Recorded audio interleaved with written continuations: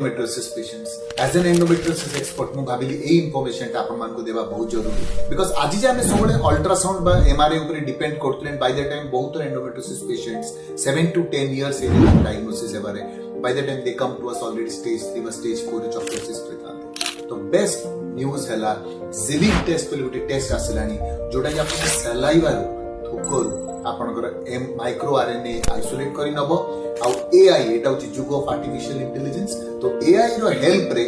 से आपनकर फेनोटाइप जक स्टडी करी कहि भी पारिबो जे आपन एंडोमेट्रियोसिस अछि कि नाही so it's a very fast test our sensitivity specificity is around 95% and very soon it will be available in India it is very simple collect our saliva ru it will be sent to France currently सेठी test हे आपन को 2 to 3 weeks भीतर आपन को report जणा पड़ जिवो तो जदी आपन को सिम्पटम्स अछि आपन डरू तो अल्ट्रासाउंड एमआरआई बा थर्ड फोर्थ स्टेज वेट करिया दरकार नै आपन सिंपल जेनिक एंड टेस्ट रे आपन जानि पारिबे सलाइवा रो जे आपन एंडोमेट्रियोसिस अछि कि नाही।